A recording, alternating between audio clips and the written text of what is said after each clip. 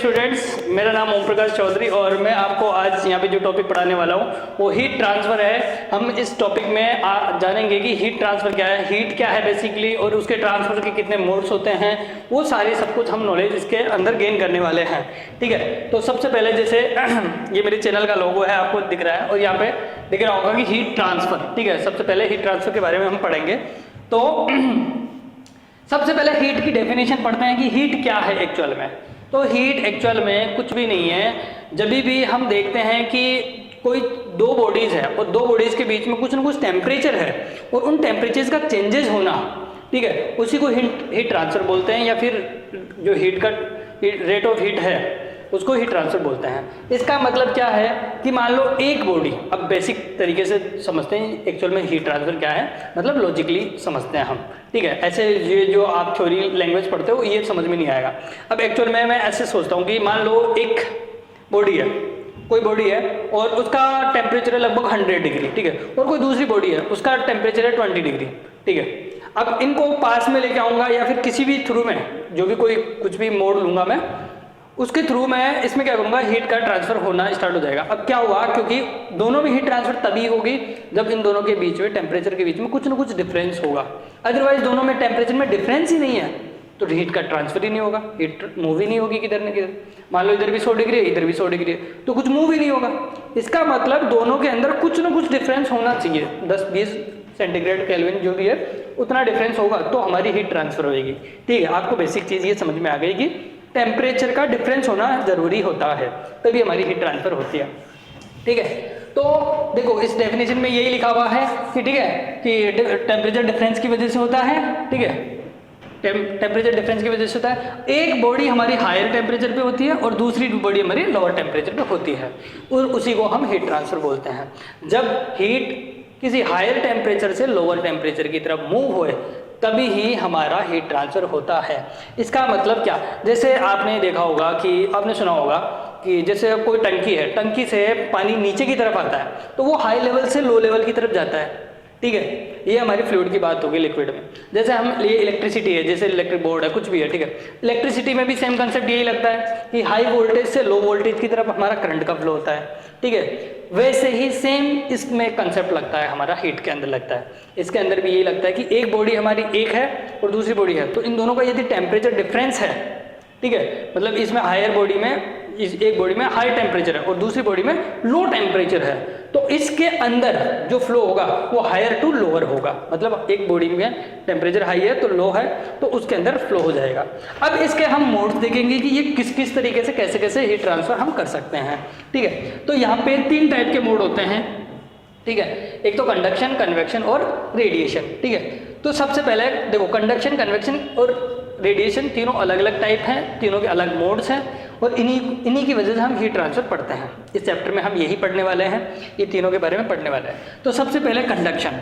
Conduction का मतलब कुछ नहीं है कि जब हम किसी भी दो बॉडीज़ को किसी मीडियम के थ्रू कनेक्ट कर देते हैं और फिर हीट का फ्लो करवाए, ठीक है, तो उसको कंडक्शन बोलता है। अब देखो इसके अंदर क्या मीडियम की रिक्वायरमेंट होती है। मीडियम मतलब कोई ना कोई बीच में इंटरमीडिएट होना चाहिए।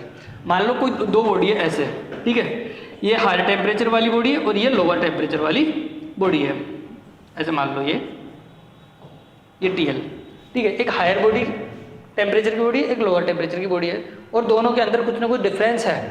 ठीक है, टेम्परेचर में डिफरेंस है, मतलब हमारा TH is greater than of TL है, तो हमारा हीट ट्रांसफ़र होगा। अब वो जो कनेक्शन है बीच का वो मीडियम काम करेगा। मान लो कोई रोड वगैरह कुछ रख दिया या फिर कुछ भी, मान लो वहाँ से हमने एक बॉडी है, इधर कोई पंखा वगैरह कुछ लगा दिया और हमारा हीट फ्लो हो रहा है इधर से इधर, तो वो जो भी हम जिसके थ्रू हम हीट का ट्रांसफ़र कर रहे हैं वो होता है मीडियम।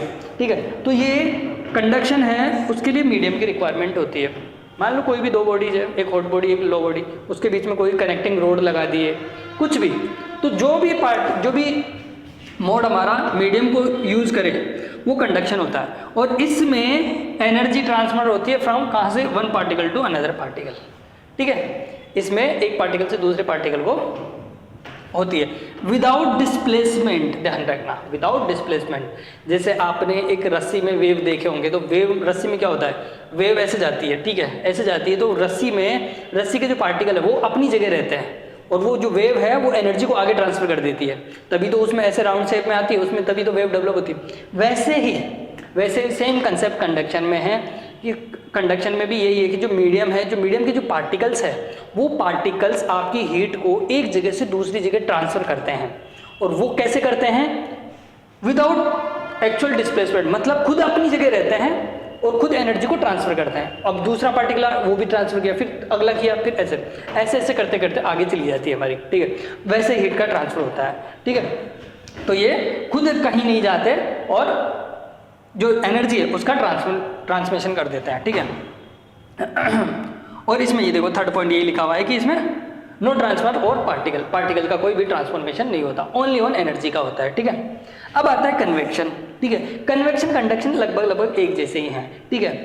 बस इसमें भी मीडियम की रिक्वायरमेंट होती है, इसमें भी रिक्वायरमेंट होती है, ठीक है। इसमें जो मूवमेंट होता है वो पार्टिकल्स का होता है, ठीक है, मीडियम के साथ में। इसका मतलब क्या है? जैसे मैं ऐसे बताऊं कि एक हॉट बॉडी है, एक लोअर टेम्परेचर वाली बॉडी है। इन दोनों के बीच में यदि मैं कनेक्टिंग रोड लगा दिया, ठीक है। अब रोड है लोहे की, लोहे के पार्टिकल अपनी जगह ही रह सकते हैं, वो सिर्फ ओनली क्या हो सकते हैं? वार्म अप हो सकते हैं, गर्म हो सकते हैं और एनर्जी को ट्रांसफर कर सकते हैं। अब एनर्जी को ट्रांसफर कर दिया तो इधर से इधर आगे पहुंच गए वो, ठीक है। तो इसमें क्या हुआ? Without actual displacement of particle हुआ, मतलब पार्टिकल अपनी जगह ही रहे और एनर्जी हमारी ट्रांसफर हो गई। बट कन्वेक्शन में ऐसा नहीं होता है। कन्वेक्शन में जो पार्टिकल्स है वो भी मूव होते हैं और एनर्जी ले जाके वहाँ छोड़ते हैं। जैसे मान लो यहाँ पे हॉट बॉडी है, हॉट बॉडी से जो भी हीट निकली उसको जो भी मीडियम के पार्टिकल्स हैं वो उनको लेके जाते हैं। जैसे मान लो ये ब्लोअर है या पंखा है, ठीक है, कुछ भी मान लो आप। तो मान लो यहाँ पे कोई कुछ मैं हीट गर्म कर रहा हूँ, कुछ भी कोई हॉट बॉडी है, उसके पास में मैं एक ब्लोअर लगाता हूँ। ब्लोअर से क्या होगा? जो मेरा पंखा इधर चल रहा है और हवा इधर चल रही है, तो हवा के एयर पार्टिकल्स है, एयर में जितने पार्टिकल है वो एयर क्या है? मीडियम का काम कर रही है। अब जो भी पार्टिकल्स वहाँ पे हैं तो वहाँ पे वो गर्म होंगे, हीट को गेन करेंगे, उसके बाद में वो उधर जा रहे होंगे, तो वो एक्चुअल में उन पार्टिकल्स का खुद का भी डिस्प्लेसमेंट हो गया, ठीक है। बस ये दोनों ही डिफरेंस है इसमें, कंडक्शन में और कन्वेक्शन में। भाई इसके अंदर तो हमारे पार्टिकल्स का डिस्प्लेसमेंट नहीं होता और इसके अंदर हमारे पार्टिकल्स का भी डिस्प्लेसमेंट होता है। जो एनर्जी एक जगह से दूसरी जगह लेके जाते हैं उसमें पार्टिकल खुद लेके जाते हैं, और इसमें पार्टिकल खुद नहीं लेके जाते, सिर्फ एनर्जी का ट्रांसफर करते हैं एक दूसरे के पार्टिकल्स के पास में। तीसरे नंबर का जो है रेडिएशन है। अब रेडिएशन इन दोनों से ही अलग है।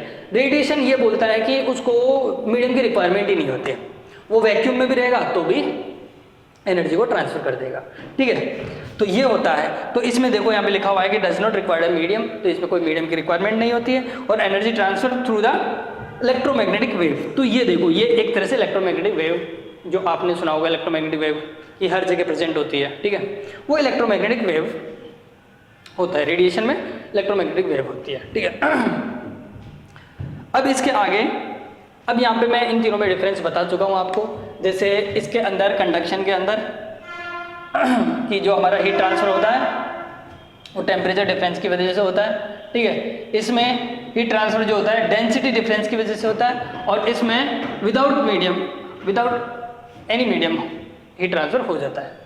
इसके अंदर जैसे इलेक्ट्रॉन और vibration of the motion molecules वगैरह होता है, ठीक है। मतलब जो भी हमारे पार्टिकल्स है, जैसे मैंने रोड का एग्जांपल दिया था, तो रोड के जो पार्टिकल्स है वो सॉलिड फॉर्म में है, वो अपने एनर्जी दूसरे को ट्रांसफर करता है। इस वजह से इसमें बोला गया इलेक्ट्रॉन या वाइब्रेशन ऑफ द मॉलिक्यूल्स, ठीक है। और इसमें actual motion of the particle, motion का एक्चुअल पार्टिकल मोशन होता है। जैसे मैंने बताया कि एयर के पार्टिकल खुद मूव हो रहे हैं, तो वो डिफरेंस है। इसमें मैंने बता दिया कि इलेक्ट्रोमैग्नेटिक रेडिएशंस होती है, ठीक है।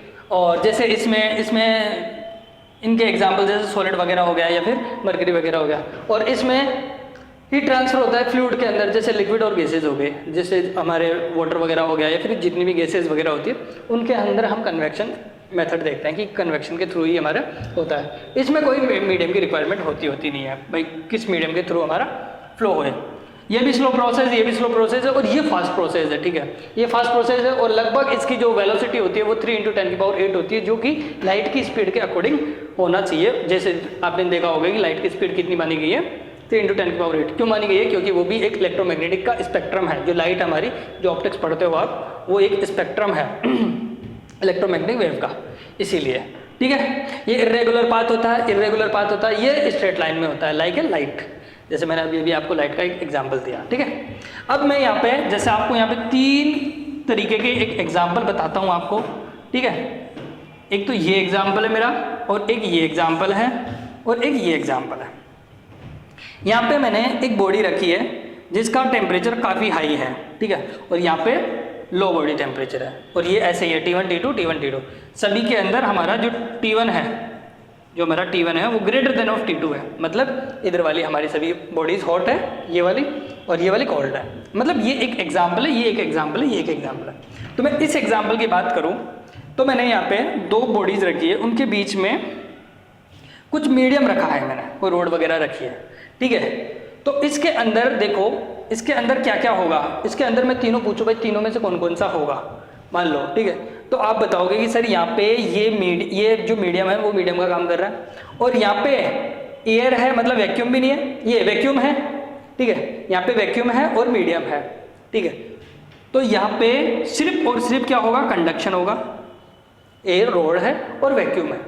रोड है इसका मतलब ये सॉलिड बॉडी रखी हुई है, सॉलिड्स के अंदर सिर्फ कंडक्शन होता है, आपको पता है, ठीक है। और यहाँ पे वैक्यूम है, तो वैक्यूम इसका मतलब कोई मीडियम नहीं है, इसका मतलब रेडिएशन है। तो आपका यहाँ पे रेडिएशन होगा और कंडक्शन होगा।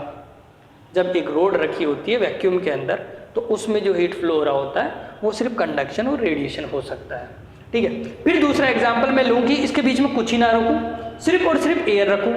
एयर रखूँगा इसका मतलब देखो एयर है।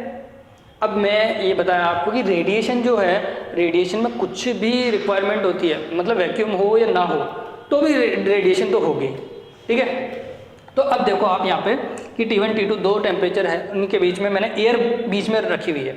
इसका मतलब एयर है, एयर मतलब गैस या लिक्विड, तो गैस लिक्विड के लिए कन्वेक्शन होता है, तो यहाँ पे कन्वेक्शन होगा ही होगा, फिक्स है, ठीक है। और उसके अलावा रेडिएशन, अब रेडिएशन क्या बोलता है कि मुझे रिक्वायरमेंट है ही नहीं मीडियम की, वैक्यूम होगा तो भी होगा और वैक्यूम नहीं होगा तो भी होगा, ठीक है।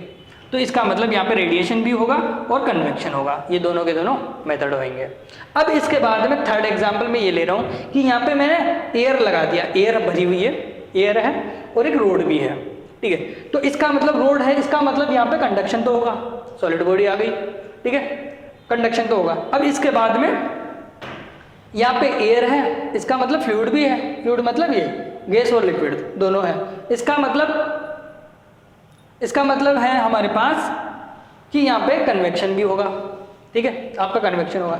और रेडिएशन तो ऑलरेडी होगा ही होगा, उसको तो रिक्वायरमेंट है ही नहीं मीडियम की। मतलब इन तीनों केसेस में एक चीज़ तो कॉमन थी हमारी, जो थी रेडिएशन, कि रेडिएशन तो 100% होगा ही होगा हर केस में, ठीक है। बाकी हमें देखना है कि यदि सॉलिड है तो कंडक्शन होगा, और यदि कुछ भी नहीं है ओनली एयर वगैरह है तो कन्वेक्शन होगा, और सॉलिड है और एयर भी है तो तीनों ही होंगे, कन्वेक्शन, कंडक्शन और रेडिएशन। रेडिएशन तो तीनों में आएगा, फिक्स रेडिएशन तो हर जगह आता है। कंडक्शन कन्वेक्शन में देखना है, कन्वेक्शन वहाँ पे होगा जहाँ पे एयर और गैसेज होगी, एयर लिक्विड होगा, ठीक है, और सॉलिड जहाँ पे होगा वहाँ पे कंडक्शन होगा। ये आपको समझ में आया होगा, ठीक है। हाँ, तो इस वीडियो में देखो मैं वही तीनों के बीच में डिफरेंस बताने वाला हूँ और एक वीडियो के माध्यम से बताने वाला हूँ कि कैसे क्या होता है, ठीक है। तो देखो ये है, जैसे इसमें मैंने कंडक्शन बताया कि हीट ऐसे आती है और किसी कोल्ड पार्ट में ऐसे फिर हीट का कम्प्लीटली ये भी हॉट हो जाता है। जैसे आपने इसमें देखा होगा, जैसे घरों के अंदर देखा होगा कि जो पानी वगैरह गर्म होता है वो नीचे की साइड से गर्म होता है, ठीक है, और धीरे धीरे सारा पूरा गर्म हो जाता है मॉलिक्यूल्स, ठीक है। जैसे आप आयरन वगैरह करते हो, ठीक है, तो आयरन वगैरह करते हो तो नीचे जो आप इसमें गर्म रहता है और ये ठंडा रहता है, तो उसमें भी वही कंडक्शन है सर में। अब कन्वेक्शन का देखो, कन्वेक्शन में मैंने बताया था गैस और लिक्विड्स में होता है। जैसे मैंने यहाँ पे इसमें बताया कि कुछ भी चीज़ गर्म करते हैं तो सबसे पहले जैसे हमारा वाटर वगैरह सब ठंडे होते हैं, ठीक है। अब क्या करते हैं, नीचे वाले जो मॉलिक्यूल्स होते हैं वो पहले गर्म होना स्टार्ट होता है, ठीक है। अब वो गर्म हुए, उसके बाद में क्या हुआ, वो एनर्जी गेन करते हैं, एनर्जी गेन करके वो ऊपर जाने की कोशिश करते हैं, ठीक है। और फिर जो ऊपर वाले जो मॉलिक्यूल्स हैं वो क्या करते हैं, नीचे आएंगे, ठीक है, वो आने की कोशिश करेंगे, और फिर वो भी क्या करेंगे, वैसे ही जैसे ऊपर वाले गए हैं एनर्जी गेन करके, वैसे ही ये भी एनर्जी गेन करके ऊपर जाएंगे। तो यहाँ पे क्या हो रहा है, एक तरह से कन्वेक्शन हो रहा है लिक्विड और गैसेस में, कि ये मॉलिक्यूल्स हमारे एनर्जी गेन करते हैं और एनर्जी गेन करके ऊपर की साइड चले जाते हैं, ठीक है। और ऐसा ही होता है, जैसे गर्मियों में आपने देखा होगा कि टेम्परेचर हाई हो जाता है, वो क्या होता है, वो एक तरह से वो एक एग्जाम्पल है आपके रेडिएशन का, ठीक है। तो रेडिएशन में भी ऐसा ही होता है कि जैसे सन है और अर्थ है, ठीक है, सन और अर्थ है, तो अर्थ के बीच में क्या होता है, सन से निकलने वाली जो रेडिएशंस है वो सनलाइट एक तरह से जिसको सनलाइट बोलते हैं, वो सन रेडिएशन भेज रहा है और वो अपने अर्थ तक पहुंच रही होती है। जैसे आपने कोई सर्दियों में गर्म चीज़ देखा होगा कुछ जलती हुई, तो वहाँ से क्या होता है, वहाँ पे भी आसपास का एरिया आपका रेडिएशन क्रिएट करता है। जैसे अग्नि होती है जो रेडिएशन क्रिएट करती है। जैसे आपने देखा होगा कि कभी स्टोव पे होता है तो उसमें आप जब उसको आग देते हो, ठीक है, तो उसके अंदर जो लिक्विड भरा होता है वहाँ पे भी वो कंडक्शन, कन्वेक्शन और रेडिएशन तीनों तरीके के हो रहे होते हैं। जो हमारा पतीला है वो हमारा कंडक्शन का काम करता है, लिक्विड जो अंदर है उसमें हमारा कन्वेक्शन हो रहा होता है, ठीक है। और जो हीट निकल के बाहर जा रही होती है या फिर हम गर्माहट महसूस करते हैं ऐसे हाथ लगा के, ठीक है, तो वो वहाँ पे हम रेडिएशन देख पाते हैं, ठीक है। तो ये तीनों एग्जाम्पल एक जगह ही हम समझ सकते हैं ऐसे, ठीक है। तो आपको ये वीडियो समझ में आ गई होगी, ओके। तो अब नेक्स्ट टॉपिक स्टार्ट करते हैं वापस। भाई तो वापस आ जाते हैं हम अपने टॉपिक पे। तो देखो अब इसके अंदर हम पढ़ेंगे सबसे पहले कंडक्शन, या फिर इसको बोलते हैं थर्मल कंडक्शन, ठीक है। तो थर्मल कंडक्शन जो कि मैंने अभी अभी बताया कि ये इसमें मीडियम की रिक्वायरमेंट होती है और ये सॉलिड्स के बीच में ही हीट ट्रांसफर करता है, ठीक है। तो मैं यहाँ पे एक एग्जांपल लेके बता रहा हूँ आपको।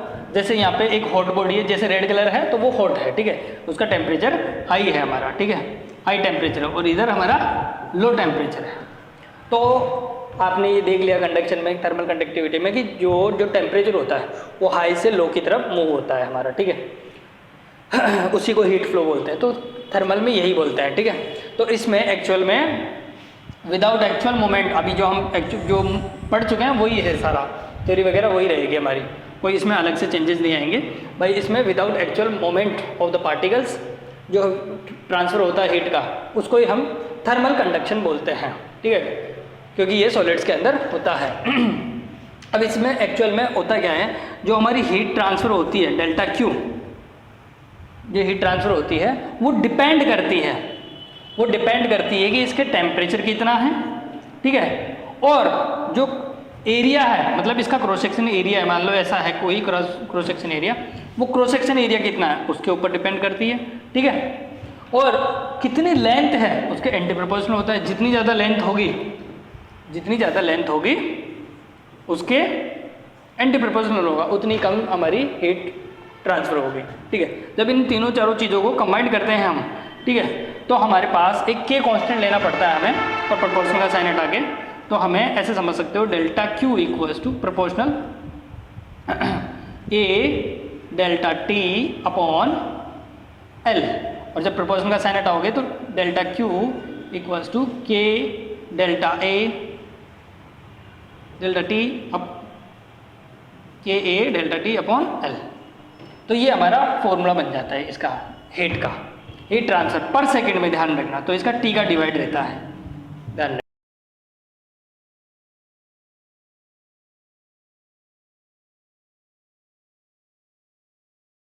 अब इसमें जो के था वो उस के को हम बोलते हैं, जैसे आपने अभी फॉर्मूला देखा ना, डेल्टा क्यू अपॉन टी या डी टी, ठीक है, उसका क्या फॉर्मूला देखा, के ए डेल्टा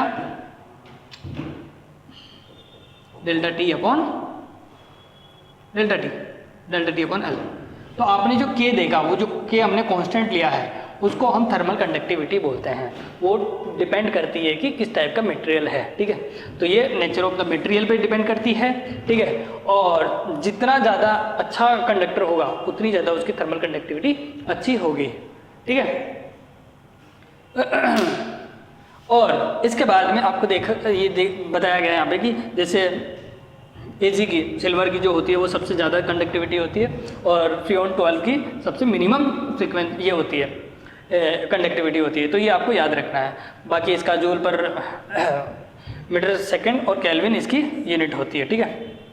और एक आइडियल परफेक्ट कंडक्टर के लिए जो के की वैल्यू होती है वो इन्फानाइट होती है, और जैसे आइडियल गैसेस वगैरह या परफेक्ट बेड कंडक्टर के लिए, ठीक है, ऐसे बोल सकते हो, बेड कंडक्टर के लिए उसके के की वैल्यू हमारी 0 होती है। के की वैल्यू 0 गैसेस वगैरह या फिर बेड कंडक्टर्स के लिए होती है। इन्फानाइट होती है हमारी परफेक्ट कंडक्टर्स के लिए। मैक्सिमम मिनिमम आपको ध्यान रखना है, ये सारी चीज़ें आपको ध्यान रखनी है, ओके। तो ये था थर्मल कंडक्टिविटी के बारे में, के बारे में। ये इसके कुछ एग्जाम्पल्स है कि आपने इसका कहाँ यूजेस देखा होगा, थर्मल कंडक्टिविटी इनका कंडक्शन वगैरह का। जैसे आपने सर्दियों के अंदर देखा होगा कि आप है ना एक स्टील एक चेयर बनी हुई है जो स्टील की है और एक लकड़ी की है, तो आप सर्दियों के अंदर एक लकड़ी की चेयर पे बैठना पसंद करोगे, क्योंकि स्टील की काफ़ी मतलब गर्मियों में काफ़ी ठंडी ज़्यादा हो जाती है और गर्मियों में बहुत ज़्यादा गर्म हो जाती है। जैसे आप गर्मियों के अंदर भी आप यदि मैं बोलूँ कि स्टील कोई धूप में रखी हुई किसी सीट पे बैठना चाहोगे तो आप बाहर जाके है ना वो किसी लकड़ी वाली सीट पे ही बैठना की पसंद करोगे, क्योंकि जो स्टील की है वो काफ़ी गर्म हो चुकी होती है, क्योंकि उसका थर्मल कंडक्टिविटी बहुत ज़्यादा होता है, इसलिए वो जो एब्जॉर्प्शन है हीट का वो भी बहुत ज़्यादा करती है। ठीक है तो ये इसके कुछ कुछ एग्जाम्पल्स हैं। ठीक है, और जैसे हम गर्मियों के अंदर भी आपने देखा होगा कि भाई हाँ, जैसे हम गर्मियों के अंदर वाइट वगैरह ही पहनना पसंद करते हैं, ब्लैक वगैरह नहीं पहनते हैं, क्योंकि ब्लैक हमारी हीट एब्जॉर्ब ज़्यादा करती है। तो ये हीट ट्रांसफ़र के सारे एक तरह से एग्जांपल्स ही है। ठीक है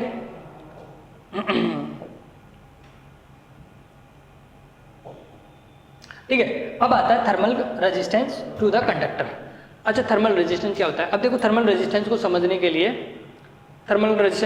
के लिए एक्चुअल में आपको आपके कुछ 10th के कंसेप्ट आपको ध्यान में रखने होंगे। जैसे वैसे 12th में भी होते हैं, बट 10th के वाले कंसेप्ट आप देख सकते हो, जैसे 11th का टॉपिक है ये। तो जैसे आपने वहाँ पे हीट करंट पढ़ा होगा, इलेक्ट्रिसिटी पढ़ी होगी, तो इलेक्ट्रिसिटी में क्या पढ़ा होगा हमने? I = Q/T पढ़ा होगा। ठीक है, वहाँ पे चार्ज अपॉन टाइम की रेट ऑफ चार्ज ऑफ या फिर number of electrons flow in seconds, तो उसको करंट बोलते थे। ठीक है, तो ये आपका जैसे इलेक्ट्रिसिटी के अंदर आई पढ़ते हो तो वहाँ पे एक ऐसे भी पढ़े होंगे कि R = V अपॉन या IR = V होता है, वहाँ पे पोटेंशियल होता है। ठीक है, तो यहाँ पे उससे कंपेयर करेंगे हम यहाँ पे। ठीक है, यहाँ पे जो आपने फॉर्मूला पढ़ा है ΔQ/T हीट ट्रांसफर पर फ्लो, इसको बोलेंगे करंट, इसको बोलेंगे हीट करंट। वैसे तो ये क्या है? एनर्जी है और ये टाइम है, तो एनर्जी अपॉन टाइम मतलब जूल पर सेकंड को पावर बोलते हैं। ठीक है, तो इसको पावर भी बोल सकते हैं, हीट पावर भी बोल सकते हैं, या फिर हीट करंट भी बोल सकते हैं। आपको दोनों ही नाम याद रखने हैं कि पावर बोले या फिर हीट करंट बोले। हीट करंट का फॉर्मूला हो जाएगा ΔQ/T। ठीक है, और जैसे आपने ये फॉर्मूला पढ़ के आए हो कि इसका जो फॉर्मूला आया है वो KA ΔT/ΔL है, मतलब L है। ठीक है, तो ये सारी चीज़ें कांस्टेंट रहती है हमारी, एक कंडक्टर के लिए KA और L हमारी कांस्टेंट होती है। तो ये है ना हमारा क्या काम करती है? ये पूरा का पूरा रेजिस्टेंस का काम करती है। जैसे उसमें होता है ना हमारा R V/I = क्या होता है? V/R। तो जैसे R होता है रेजिस्टेंस, वैसे ही इसमें ये R का काम करता है, ध्यान रखना, मतलब इसका उल्टा डिवाइड में इसको बोल सकते हैं हम। जैसे I = ΔT temperature difference upon R बोल सकते हैं इसको। अब जैसे वहाँ पे जैसे पोटेंशियल पढ़ते हो, चेंज इन पोटेंशियल, वैसे यहाँ पे चेंज इन टेम्परेचर। मैंने यही तो बताया था स्टार्टिंग में, आपको याद हो तो, कि हाई वोल्टेज से लो वोल्टेज की तरफ करंट फ्लो होता है, वैसे इसमें हाई टेम्परेचर से लो टेम्परेचर की। तो इसमें जैसे पोटेंशियल होता है वैसे इसमें हमारा हीट ट्रांसफर होता है, कि मतलब टेम्परेचर डिफरेंस। ठीक है, तो ΔT हो गया वो। ठीक है, तो ΔT को हम कंपेयर कर सकते हैं ΔV से, पोटेंशियल से। और जो उसमें रेजिस्टेंस है, जैसे उसमें रेजिस्टेंस होता है वैसे इसमें रेजिस्टेंस होता है, थर्मल, जिसको थर्मल रेजिस्टेंस बोलेंगे। इसमें जैसे इसमें करंट होता है तो इसमें हीट करंट बोलते हैं, इसको आई बोलते हैं लेकिन हीट करंट बोलते हैं। ठीक है, तो यहाँ पे देखो मैंने बताया कि ये R, तो R किसको बोलेंगे? इसको KA/L को। तो यहाँ पे R हो जाएगा हमारा L/KA। ये L/KA कहाँ से आया? वो वहीं से आया है। ठीक है, जो इसका कांस्टेंट था ना, जो भी कांस्टेंट चीज़ें थी उनको मैंने एक थर्मल रेजिस्टेंस नाम दे दिया, R = L/KA। ठीक है, और यहाँ पे मैंने अभी बताया आपको कि Q/T को P भी बोलोगे, पावर भी बोल सकते हो, या फिर हीट करंट भी बोल सकते हो। ठीक है, तो ये मेरा हीट करंट है। हीट करंट कितना है? ΔT/R। ΔT क्या है? TH - TL, high temperature minus low temperature upon thermal resistance. तो ये मेरा हीट करंट हो गया। सब कुछ जो नॉर्मल फॉर्मूलेज हैं आपके इलेक्ट्रिसिटी के, उनसे आप कंपेयर कर सकते हो। Q/T वहाँ पे चार्ज होता था, यहाँ पे हीट ट्रांसफर होता है। ठीक है, यहाँ पे T टाइम होता है, वहाँ पे भी टाइम होता था। यहाँ पे रेजिस्टेंस होता है, वहाँ पे भी रेजिस्टेंस होता था। यहाँ पे पोटेंशियल होता था, तो यहाँ पे हीट टेम्परेचर होता है, टेम्परेचर डिफरेंस होता है। ठीक है, तो हीट करंट का फॉर्मूला ये है कि IT = TH/L। तो ये तीनों फॉर्मूले जो है मैंने एक्सप्लेन करती हैं कि इस तरीके से है, क्योंकि हमारा ΔQ/T ये होता था, और इसमें इस चीज़ को हमने R बोल दिया, रेजिस्टेंस बोल दिया। तो ये इसके फॉर्मूलेज है थर्मल कंडक्टिव, थर्मल रेजिस्टेंस के। ओके, अब देखो सीरीज के अंदर और पैरेलल के अंदर हम देखेंगे कि भाई इसके अंदर कैसे कैसे क्या क्या होता है। जैसे वहाँ पे रेजिस्टेंस क्या क्या पढ़ के आए हो, जैसे ऐसे पढ़ के आए हो वहाँ पे जैसे 3 रेजिस्टेंस है R1, R2, R3, ठीक है, तो वहाँ पे R इक्विवेलेंट कैसे लिखते थे, ऐसे लिखते थे R1 + R2 + R3, ठीक है, ऐसे लिखते थे। सेम कंसेप्ट यहाँ पे लगेगा, वो पूरा कंसेप्ट यहाँ पे लगेगा, यहाँ पे भी यही फॉर्मूला लगेगा, R equivalent = R1 + R2 + R3। जैसे मैंने एक इस यहाँ पे डायग्राम दे रखा है कि 3 प्लेटें हैं, ठीक है, 3 अलग अलग कंडक्टर्स हैं, इनका K1, A1 और A हम सबका सेम ले रहे हैं, तो सबका A सेम है, लेंथ L1, L2, L3 तीनों की लेंथ अलग अलग है, और K1, K2, K3 इनकी थर्मल कंडक्टिविटी अलग अलग है, ठीक है, तो इनका और T1, T2, T3 टेम्परेचर है। तो मैं यहाँ पे जो इक्विवेलेंट रेजिस्टेंस लिखूंगा, मैं जो इक्विवेलेंट रेजिस्टेंस लिखूंगा वो सीरीज में है, अभी तीनों के तीनों सीरीज में, तो इसमें जैसे ये हैं तो उनको सीरीज में मानूंगा, जैसे इलेक्ट्रिसिटी में सीरीज में मानते हैं और फॉर्मूला ये होता है, वैसे इनके लिए फॉर्मूला यहाँ पे ऐसे आएगा। तो R इक्विवेलेंट = वही R1, R2, R3, और एक R1 को क्या बोलते हैं, L/KA, ठीक है, तो L1/K1, A हमारा सेम है, सबके लिए A सेम है, फिर L2/K2A, A हमारा अभी भी सेम है, L3/K3 और A, ठीक है, तो ये ऐसे हमारे A, तो A हमारा कांस्टेंट है, सेम है, ठीक है, तो ये जैसे अभी 2 के लिए लिखा हुआ है तो 3 के लिए भी ऐसे लिख सकते हो आप, ठीक है।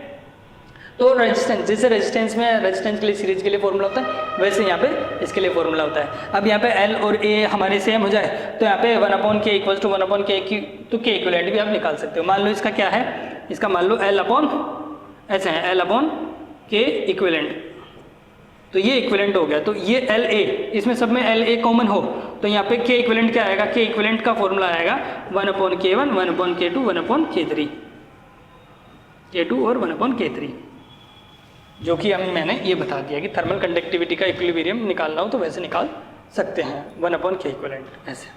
और रेजिस्टेंस का निकालना है तो सिंपल सीधे सीधे जोड़ना होता है, जैसे रेजिस्टेंस के अंदर आप जोड़ते हो, ठीक है। अब इसके अंदर एक क्वेश्चन है, अब इस क्वेश्चन में ये अच्छा क्वेश्चन है, देखो इसके अंदर है ना अलग अलग मटेरियल दे रखा है, यहाँ पे L1 दे रखा है और यहाँ पे L दे रखा है, L दे रखा है, फिर L2 दे रखा है, और इस क्वेश्चन के अंदर दे रखा है कि जो L2 है वो 5L1 है, ठीक है, और जो L1 ये L सेम है, ठीक है, और इसकी जो कंडक्टिविटी है K1 यहाँ पे दे रखा है कि जो K2 है वो 5K1 है, ठीक है, इसकी K1 है कंडक्टिविटी और इसकी K है, इसकी 5K1 है, ठीक है। तो देखो मैं इसको सिंपल डायग्राम से कैसे दिखाऊंगा, और इनके कुछ टेम्परेचर वगैरह सब कुछ दे रखे हैं, T1 कितना है, T2 कितना है, T5 कितना है, तो मतलब ये T1 यहाँ पे है, ये मतलब ये हमें गिवन है, और T2 हमें ये भी गिवन है हमें, और T5 ये हमें गिवन है, ठीक है, और हमें ये निकालना है और ये भी निकालना है, ठीक है। तो इसको सिंपल एक डायग्राम पे ड्रॉ करते हैं हम ऐसे, ठीक है।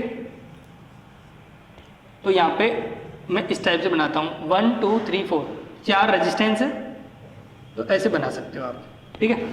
यहाँ पे जैसे पोटेंशियल लिखते हैं तो यहाँ पे क्या लिखेंगे, टेम्परेचर लिखेंगे, यहाँ पे T1, यहाँ पे T2, यहाँ पे T3, यहाँ पे T4 और यहाँ पे T5, ठीक है। अब यहाँ पे जैसे R1 है, अब देखो यहाँ पे L1 और L2, तो यहाँ पे हम डिफाइन करते हैं, जैसे यहाँ पे लिखता हूँ मैं कि मेरा L और ये और A, तो ये तो सेम है, इसका मतलब मेरा ये, इसको R1 बोलूँ, इसको R बोलूँ, इसको R बोलूँ, इसको R2 बोलूँ। अब इनको R क्यों बोला हूँ, क्यों, क्योंकि इनकी थर्मल कंडक्टिविटी एक ही, देखो लाइन एक है तो इसकी थर्मल कंडक्टिविटी K है तो इसकी भी K है, ठीक है, इसकी L है तो ये भी लेंथ L है, इनका एरिया ऑलरेडी सेम है, तो इन दोनों के जो रेजिस्टेंस होंगे वो R होंगे, सेम होंगे, ठीक है।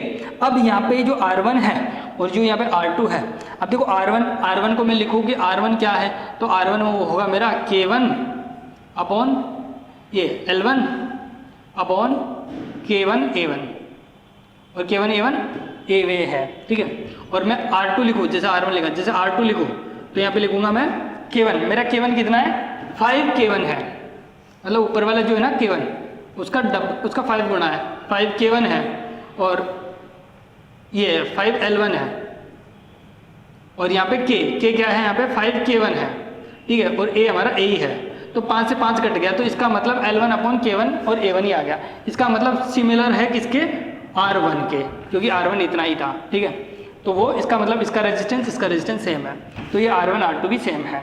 अब मैं यहाँ पे यदि इसमें जो करंट होगा, हीट करंट होगा, वो सिमिलर होगा। जैसे हमने इलेक्ट्रिसिटी में पढ़ा है कि एक सीरीज में करंट एकदम सेम होता है, ठीक है, और पैरेलल में वोल्टेज सेम होता है, तो वैसे ही इसमें हीट करंट सेम होगा। अब तो हीट करंट लिख सकते हो आप। हीट करंट क्या लिखते हो?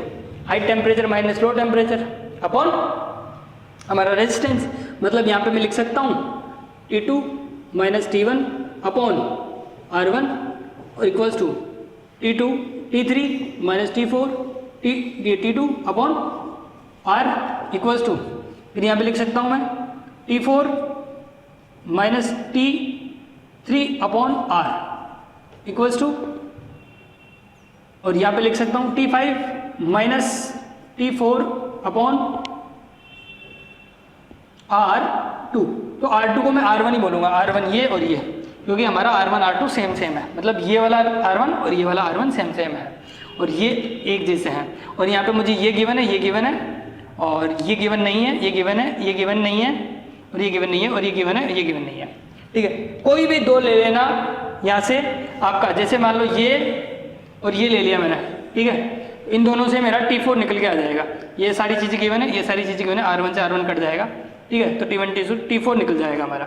फिर ये वाला और ये वाला कॉम्बिनेशन ले लेना आप एक साथ, ठीक है, तो यहाँ से T3 निकल जाएगा आपका। ओके, कर लोगे ये क्वेश्चन? तो यहाँ ये क्लास यहाँ तक ही, इसके बाद में दूसरा पार्ट हम स्टार्ट करेंगे। Okay, thank you class.